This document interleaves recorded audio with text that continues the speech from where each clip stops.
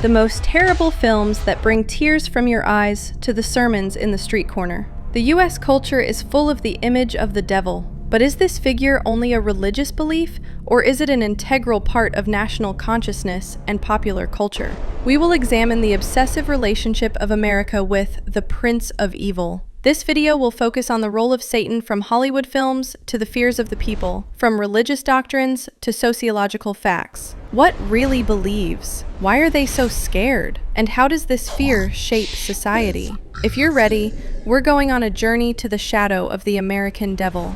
First, Hollywood. Cinema became the #1 vehicle that engraved Satan in the minds of Americans. In the early period, Satan was a seductive figure that's usually stealing souls. But in 1973, everything changed.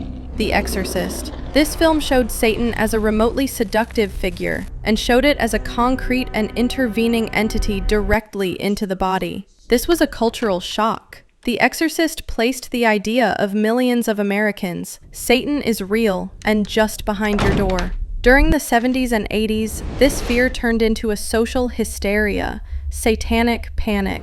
Now the films were not only an individual haunting, but also hidden, organized Satanist rituals. Parents sought the traces of Satan everywhere, from reverse messages in rock music albums to secret abuse in kindergartens. These films fueled the doubt and paranoia in society. Today, some of the image of the devil became commercialized. From heavy metal to gothic fashion, subcultures adopted this rebellious figure as a symbol of rebellion. Thus, Satan became a feared and marketed icon. What about the people? The surveys show that more than 50% of Americans believe that Satan is a real being. This belief is much more common in rural and conservative regions. How does this affect daily life? When there is a bad incident or a crime is committed, the American media tend to label as worshiping Satan or under the influence of Satan. This is the way to take the crime from the person himself and to load an external, identifiable Prince of Evil.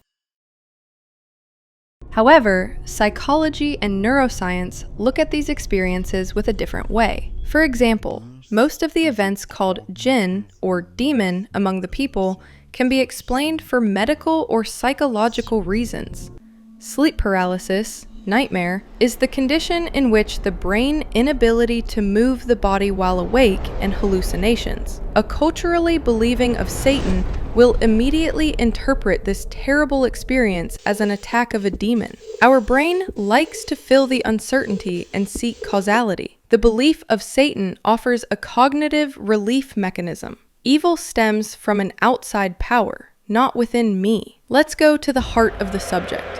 For the evangelical Christian groups in the United States, Satan is not just an abstract concept. He is a real, active, and constant enemy that needs to be struggled. For them, life is the field of spiritual warfare. This belief has made the practice of devil, exorcism, a serious and widespread issue even today. Satan is a cosmic enemy that affects America's morale structure and politics rather than a personal sin. However, not all Christians agree. In theology, there is a great conflict as to whether Satan is a literary being or the symbol of evil/metaphor. While the literalists see him as a true angel, the metaphorists perceive him as a representation of evil in human self or in the world. This theological distinction led to a modern reaction, the Satanic Temple, TST. TST mockers the classic devil belief. They use Satan as a symbol of values such as rationality, personal autonomy, and church-state separation, not a fully worshipped entity of the word.